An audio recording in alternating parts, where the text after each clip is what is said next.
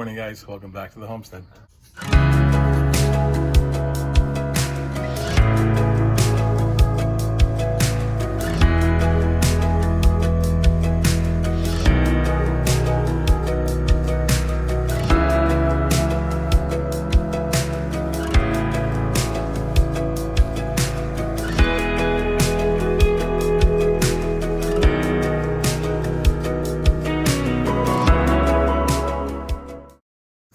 So it's another beautiful fall morning here on the homestead, and I think today we're going to start putting the siding on our mobile chicken coop. Hey chickens, how you liking that grass?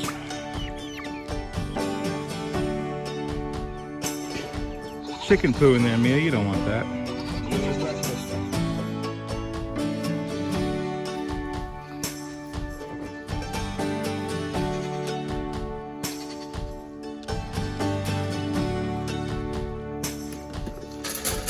Morning, ladies.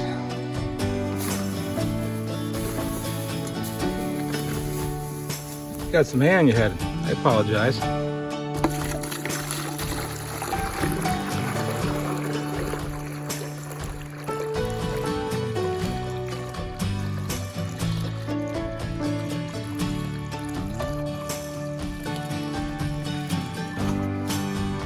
All right, goats, enjoy.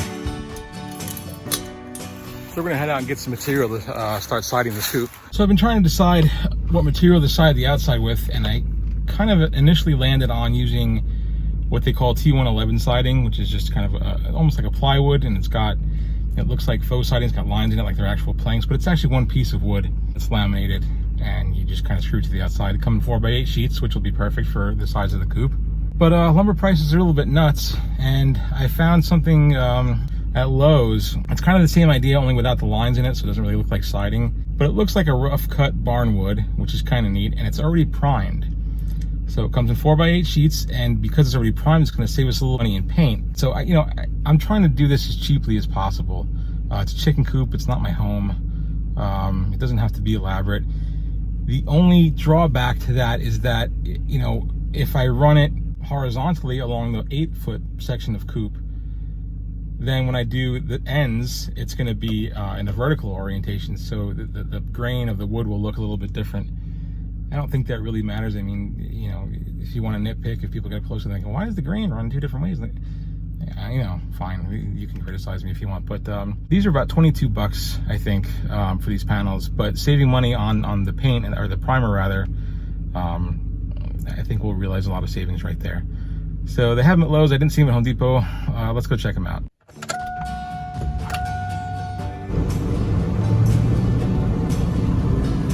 Sorry about the road noise. I had the windows open because it's so nice out today, and I kind of forget that might not sound too good on video. What's up, cows? So here we are at Lowe's. I'm gonna head inside and start gathering our materials up. I wanted to take a second and let you know there's been some really cool developments, both for our channel and for our homestead. And I hate to keep you in suspense. It's not really my goal here. I'm so excited about this news that I'm just dying to let it out of the bag, and I really can't do that yet. So I guess this is about my way of getting it out without spilling the beans, so to speak, yet. The only reason I'm not saying what it is yet is because it's not really finalized. So I don't want to get in trouble or anything, but that should be hopefully within a day or so, and everything will be buttoned up, and I can tell you what's going on. But it's some pretty cool news. Man, I would love to have one of these on the homestead one day. Got a little dump trailer on the back, dump cart, 2-seater. This would be perfect. Zipping around, store our hay in there, store our deer corn, go back on the trails and feed the deer with that. Awesome. $8 grand. Yikes. And I know that's not bad in the grand scheme of it, but about $8 grand short. I dig it.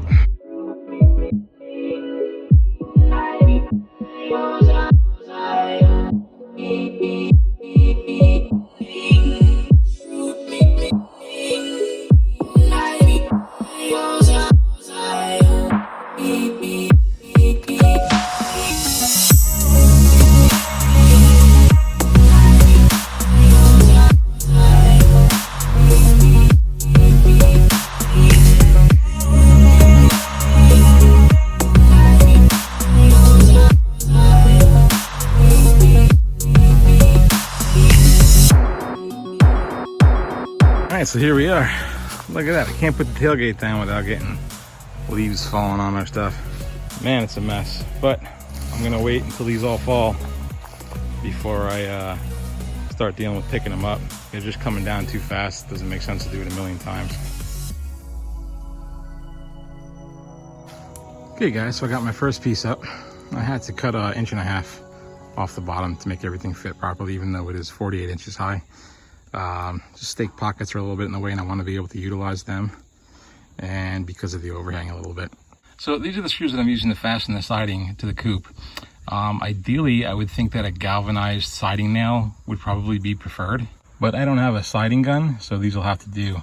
I chose these, even though they cabinet screws, because they, GRK is a good and known brand, and also it says here they have their trademarked Climatech all-weather coating, so I think it'll give me a little bit more longevity in terms of fastening siding, which it says it can be used for here. So, like I said, I would be using a siding nail, but we don't have a siding gun, so these will have to do.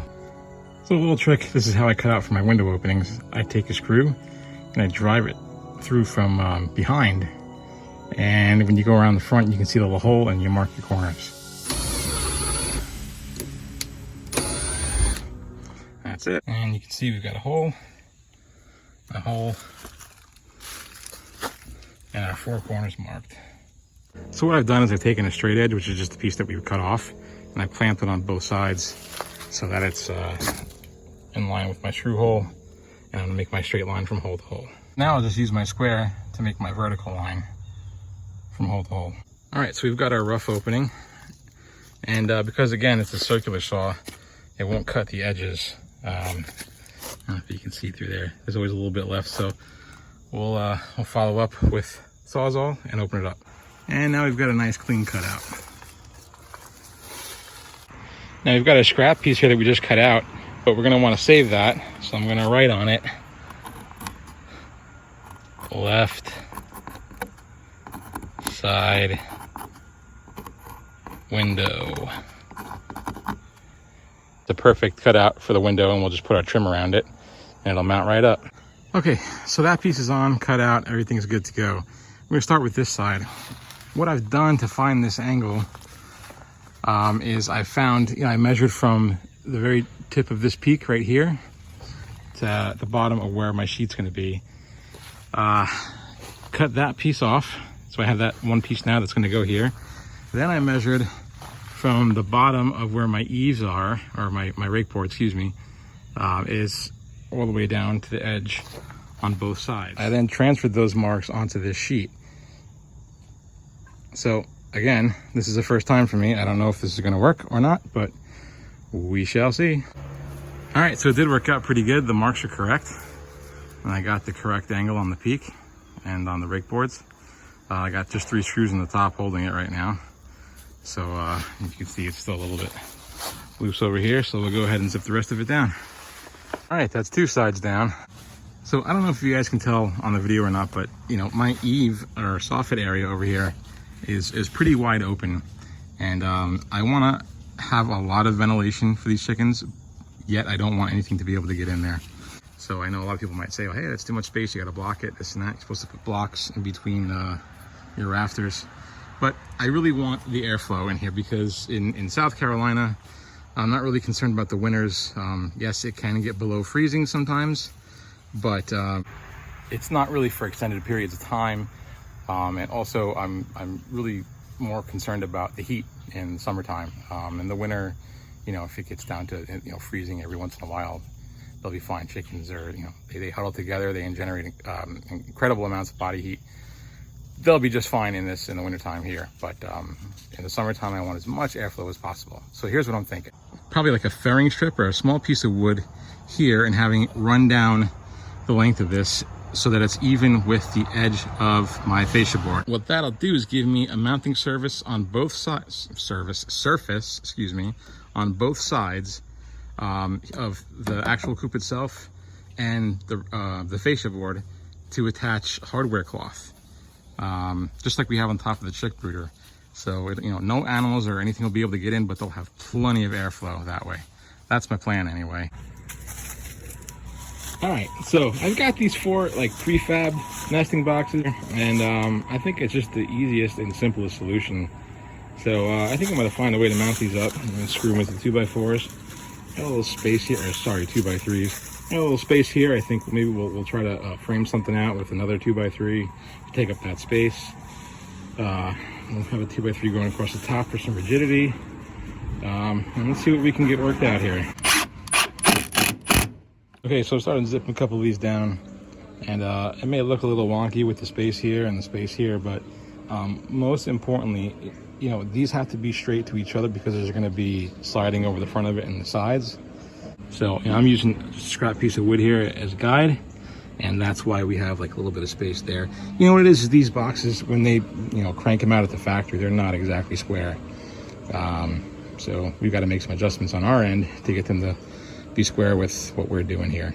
So to tighten everything up and tie it all together, we're gonna complete our stud from down here and add it right in between the nesting boxes. Already got our screw started, and then we got a little bit of a gap. So I think with some of that siding trim that we cut off, I'll be able to shim it up in between there and make everything nice and snug. All right, so we got them all shimmed up. Everything is really nice and sturdy. I'm pretty happy with how it turned out. We had to get that done before we got our last piece of siding on, because we needed to know the spacing for it. So we go ahead and get that siding mounted up and cut now. Okay, so to cut our siding out, the first thing we want to do is measure from the edge, which is 25. I'm gonna mark this side, 24 3/4. Okay, so we'll come over here to our siding, and on this side, we'll measure up 24 3/4. Where are we? There you go. I don't want to leave you guys out. 24 3/4. Same thing, just a little bit shy to leave some room for forgiveness. And look to the top of the nesting box, looks to be about 13.5. It's not actually the top. The top is, you know, 14 and something, but where it clears that stud is about 13.5. So that'll be our measurement, and I assume it should be somewhat close to the same thing on the other side, but let's double check to be sure. Yep, same thing on the other side. So I'm going to transfer that by using my square on our sheet goods, lining up our edge with the edge of the siding, finding our mark, and we'll just draw a line straight from 13.5 right down. So I have our opening cut out here. I was talking to my wife and not paying attention, so I traced a little bit past my mark. But we're gonna paint anyway, so it doesn't matter. Next thing to do is get it cut out. All right, so we're all cut out. I went and cleaned up the edges a little bit with Sawzall, so our corners are nice and straight. Now we just cross our fingers and hope it fits. By the way, I am doing this whole nesting box in this right side of the coop, siding and everything, the following day, and summer returned with a vengeance. It is hot, sticky, and sweaty out here, so please forgive the appearance. All right, so it fits. I just got it kind of precariously perched up there on the stake pockets. So we're gonna go ahead and screw it on. Okay, so remember when I said I need to make it a little bit wider just for forgiveness sake? I need to go a little bit wider than that because I'm so tight on this side that, you know, this whole side of the sheet is down a little bit, and I need to pick it up a little bit just to make it straight. And with this being so tight to the side of the nesting box, that's prohibiting me from doing that. So I'm gonna just trim up this side, maybe about another 1/8 of an inch or so, maybe a little bit more, and that should do it. All right, there it is. Third side done. We're gonna have to use our trick from yesterday now and mark from the inside with a screw our 4 corners of our window. If we can get that traced out and cut. So I've cut 2 side pieces of siding for these nesting boxes, and I've got them cut out and clamped up there with glue. What I really need is like 1/2-inch little brads just to staple these in, but I don't have that. So what I'm going to do is just use these same siding screws. They're going to go all the way through. I'm going to have to cut off the ends. It's not ideal, but we're working with what we got here. We'll make it work though. So that's on this side. As you can see, the screw heads are poking out, but it just gave me another idea. What I think I'll do is I'll leave them there. I'll back them out once the glue dries, and I'll get some, you know, 1-inch small bolts, put those right through the holes, and just nut them let them close. I think that's the way to do it. This way it won't stick out, protrude into the chicken. All right, guys. I felt the nesting boxes were a little bit small, so I added some more siding to kind of extend them a little bit, just give them a little bit more room in there. I need an exterior finish anyway. And then I guess we got to figure out a door. I'm going to replace some of these screws just kind of temporarily. Have this glued on there, and we're going to through bolt everything. But sides of them are on, looking pretty good. All right, guys, I think that's going to do it for this video. We got all our siding done. Nesting boxes are looking pretty good. Excuse me, nesting boxes.